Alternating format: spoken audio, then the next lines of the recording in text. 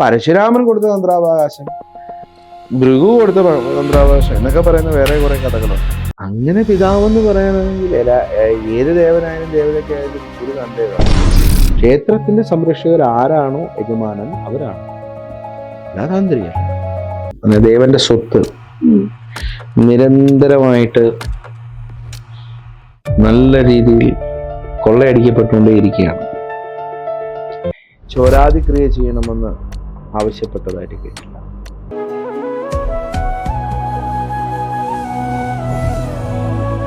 Sir, ദൈവം ഉണ്ടെന്ന് വിശ്വസിക്കുന്ന ആളല്ലേ സർ? തീർച്ചയായിട്ടും. ഞാനും. പലരും ചോദിക്കുന്ന ഒരു ചോദ്യമാണ്, ദൈവം ഉണ്ടെന്ന് വിശ്വസിക്കുന്നുണ്ട്, ആപത്തുകളിൽ രക്ഷിക്കുമെന്ന് വിശ്വസിക്കുന്നവരാണ്. അപ്പൊ എന്തുകൊണ്ട് ആ ദൈവത്തിന്റെ മുതൽ തന്നെ മോഷ്ടിച്ചപ്പോൾ ദൈവം അത് അറിഞ്ഞില്ല, കണ്ടില്ല, കണ്ടുപിടിച്ചില്ല? സാറിന് ആ വിഷയത്തിൽ എന്താ പറയാനുള്ളത്? സാധാരണഗതിയിൽ ഒരു ക്ഷേത്രത്തിൽ കൊള്ള അല്ലെങ്കിൽ മോഷണം ശരിക്കും മോഷണം നടക്കുക എന്ന് പറഞ്ഞാൽ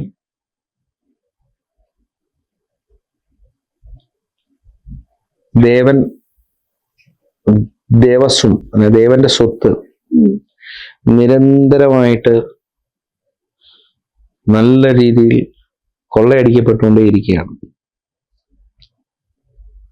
അപ്പോ ഈ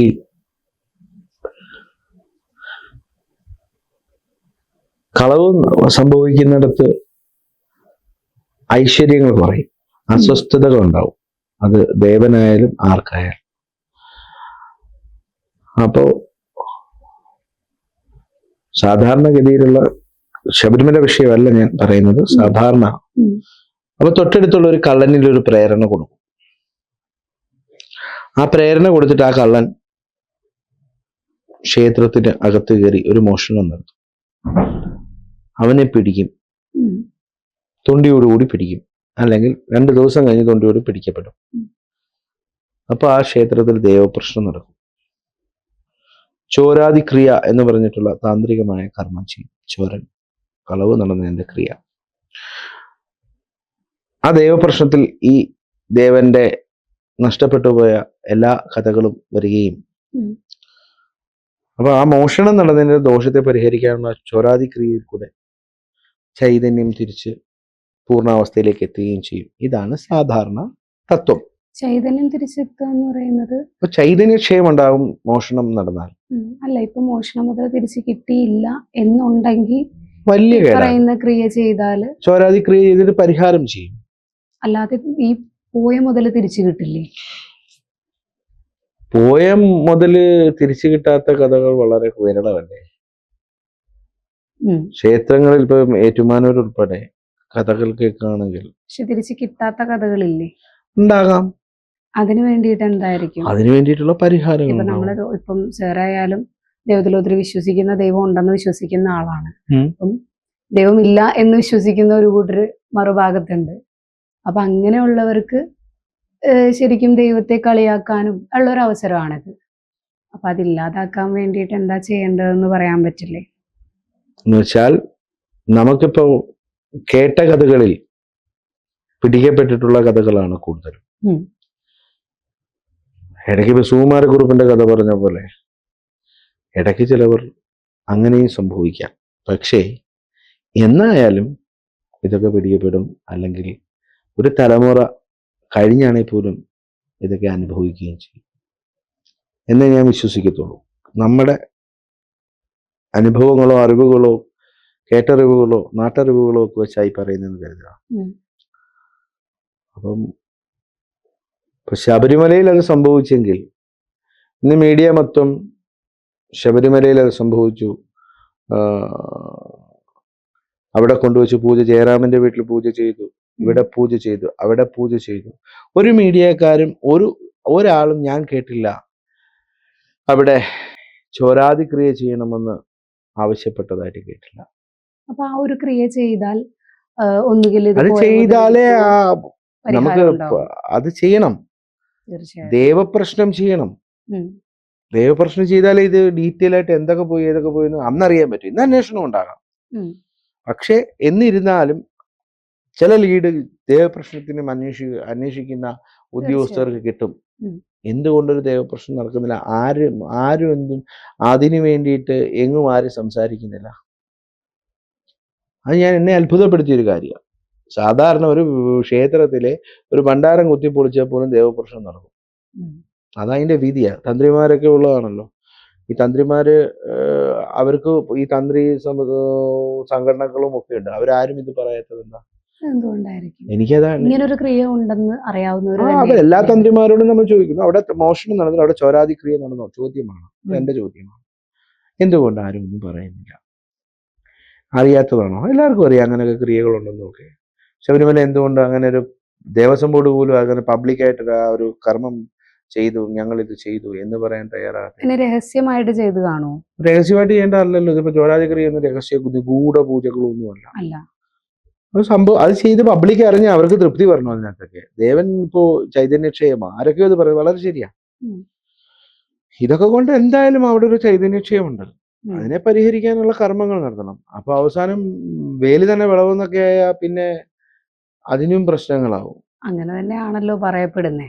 അപ്പോ നമുക്ക് അതിനെക്കുറിച്ച് ഒരു കാര്യം വ്യക്തമായി അറിയാതെ നമുക്ക് പറയാം. പറയപ്പെടുന്നത് എന്നാണ് ഞാൻ പറഞ്ഞത്. തീർച്ചയായിട്ടും ഞാൻ പറഞ്ഞോട്ടെ. നമ്മളത് പിന്നെ എനിക്കൊരു അതാണെന്ന് കാര്യം പറയുന്നില്ല. പറയേണ്ടത്, ഞാൻ എപ്പോഴും കഴിഞ്ഞ തവണയും പറഞ്ഞിട്ടുണ്ട്, നമ്മുടെ ഈ സമൂഹം മനസ്സിലാക്കിയിരിക്കുന്ന ചില കാര്യങ്ങൾ തെറ്റാണ്.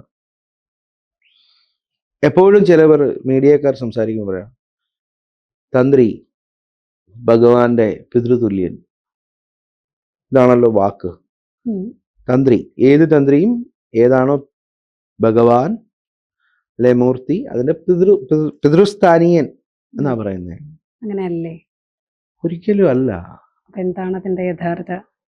ഞാൻ ഒരൊറ്റ ചോദ്യം ചോദിക്കാം. പിതാവ് എന്ന് പറഞ്ഞാൽ എല്ലാ സംരക്ഷണങ്ങൾ കൊടുക്കുന്നവനും ഉത്തരവാദിത്വം കൊടുക്കുന്നവനുമാണല്ലോ പിതാവ്. എനിക്കൊരു ക്ഷേത്രമുണ്ട്. ഞാനാണ് ആ ക്ഷേത്രത്തിന്റെ യജമാനൻ. എന്റെ ക്ഷേത്രത്തിന്റെ തന്ത്രി ആ ക്ഷേത്രത്തിൽ വാർഷികമായി നടക്കുന്ന കാര്യങ്ങൾക്ക് സ്വമേധയാ വന്ന് അതെല്ലാം ചെയ്തു പോകുമോ? വന്നിട്ട് അദ്ദേഹം ചെയ്തിട്ട് പോകുമോ? ഞാൻ അദ്ദേഹത്തെ വിളിക്കുന്നു, അദ്ദേഹം വരുന്നു, അദ്ദേഹം കർമ്മങ്ങൾ ചെയ്യുന്നു, ഞാൻ ദക്ഷിണകൾ കൊടുക്കുന്നു, അദ്ദേഹം പോകുന്നു. അല്ലേ? ഇതല്ലേ നടക്കുന്ന കേരളത്തിൽ മൊത്തം ആണേ. മുമ്പേ പറഞ്ഞ കുറച്ചു മുമ്പ് നമ്മൾ സംസാരിച്ച വിഷയവുമായിട്ട് ബന്ധപ്പെടുത്തി പറയാം. എവിടൊക്കെ ക്ഷേത്രങ്ങൾ ഉണ്ടായിട്ടുണ്ടോ ആ ക്ഷേത്രങ്ങളുടെ ഐതിഹ്യങ്ങൾ എടുത്തോ ചരിത്രങ്ങൾ എടുത്തോ നോക്കിയാൽ ഒന്നുകിൽ രാജാവിന് സ്വപ്ന ദർശനം ഉണ്ടായി. ഒരു കഥ വിസ്തരിച്ച് പറയാം. രാജാവിന് സ്വപ്ന ദർശനം ഉണ്ടായി. അല്ലെ കുറെ കുട്ടികൾ കളിച്ചുകൊണ്ടിരുന്നപ്പോ ഒരു കല്ലിൽ ചോര കണ്ടു. പുല്ലറുത്തോണ്ടിരിക്കുന്നവർ അവരുടെ അറക്കുന്ന അരിവാള് രാഗിയപ്പോൾ ചോര കണ്ടു. ചില കുടുംബങ്ങളിലെ കാരണവരായിട്ടുള്ള ആൾക്കാർക്ക് ഒരു ഉൾവിളി പോലെ തോന്നി. അതല്ലെങ്കിൽ ചില കുടുംബങ്ങളിലെ സ്ത്രീകൾക്ക് ചില ബാധകത്വങ്ങൾ ഉണ്ടായി. ഇങ്ങനെയൊക്കെ ഉണ്ടാകുന്നിടത്തുനിന്ന് നമ്മൾ ഈ പ്രശ്നത്തിനൊരു ദൈവജ്ഞനെ പോയി കാണുകയാണ്. സ്വപ്നത്തിന് രാജാവാണെങ്കിലും ദൈവജ്ഞനെ വിളിക്കും. അപ്പൊ ആ ദൈവജ്ഞനാണ് പറയുന്നത്, ഇത് ഇങ്ങനെയാണ്, അവിടെ ഒരു ക്ഷേത്രം, അതാണ് ദേവി ഉദ്ദേശിക്കുന്നത്, അല്ലെങ്കിൽ ഇങ്ങനെയാണ് അങ്ങനെയാണെന്ന് അവിടെ ദൈവജ്ഞൻ മുതലാതെ തുടങ്ങുന്നത്. തുടക്കക്കാരനാരാ? സ്വപ്ന ദർശനം ഉണ്ടായവനോ ഈ നിമിത്തമുണ്ടായവനോ ഗോചരമുണ്ടായ ഇവരൊക്കെ ആ തുടക്കക്കാർ. അവരൊക്കെ ആ പിതൃസ്ഥാനീയർ. ഞാൻ പറഞ്ഞു തരാം ഡീറ്റെയിൽ ആയിട്ട്. അവരവിടെ നിന്ന് തുടങ്ങി ആ സംഭവങ്ങൾ മുന്നോട്ട് പോയി. ദൈവജ്ഞനാണ് നിശ്ചയിക്കുന്നത്, ദൈവഹിതമാണ് തന്ത്രി ആരാണെന്ന് വേണമെന്ന് രാശി വെക്കുകയാണ്. അപ്പം ആ കുടുംബത്തിലുള്ളവരോട് നിങ്ങൾ ആരെയും സങ്കല്പിച്ച് പ്രാർത്ഥിക്കൂ അല്ലെങ്കിൽ കാണൂ എന്ന് പറഞ്ഞിട്ടാണ് രാശി വെക്കുന്നത്. അപ്പൊ ആ രാശിയിൽ ഉചിതമായി വരുന്നവർക്ക് 1, 2, 3 പേരെയൊക്കെ നോക്കും. ആരാണോ അവർക്കാണ് തന്ത്രാവകാശമൊക്കെ കൊടുക്കുന്നത് ഇപ്പോഴത്തെ സിസ്റ്റം. പിന്നെ പരശുരാമൻ കൊടുത്ത തന്ത്രാവകാശം ഭൃഗു കൊടുത്ത തന്ത്രാവകാശം എന്നൊക്കെ പറയുന്ന വേറെ കുറെ കഥകളുണ്ട്. എനിക്ക് ആ കഥകളുമായിട്ടൊന്നും താല്പര്യമില്ല, അങ്ങനെ അതിനെക്കുറിച്ച് ആധികാരിക പറയാൻ. എന്നിരുന്നാലും പല തന്ത്രി സമൂഹത്തിലുള്ളവരോ അല്ലെങ്കിൽ ഇവരോ ഒക്കെ ഈ പിതൃ എന്ന് പറയുന്നതിനകത്ത് എനിക്ക് യോജിപ്പില്ലാത്ത ഒറ്റ കാര്യമില്ല. നമ്മൾ എന്തിൻ്റെയും പിതാവ് എന്നറിയപ്പെടുന്ന കണ്ടെത്തലുകളെ കുറിച്ചിട്ട് പറയും, അതിൻ്റെ പിതാവാണ്. സയൻസിൽ പലതിൻ്റെയും പിതാക്കന്മാരുണ്ടല്ലോ, അവർ കണ്ടെത്തുന്നത് കൊണ്ടാണ്, അല്ലെങ്കിൽ അവർ കണ്ടെത്തിയിട്ട് അതിനെ കൂടുതൽ ഒരു സിസ്റ്റമാറ്റിക് ആക്കി ജനങ്ങളിലേക്ക് എത്തിച്ചു, അതിൻ്റെ പിതാവ് എന്ന് പറയും. അല്ലയോ? കേട്ടിട്ടുണ്ടല്ലോ അങ്ങനെ? കേട്ടിട്ടുണ്ട്. അങ്ങനെ പിതാവെന്ന് പറയാനാണെങ്കിൽ ഏത് ദേവനായാലും ദേവതയ്ക്കായാലും ഒരു തന്തയെ കാണും.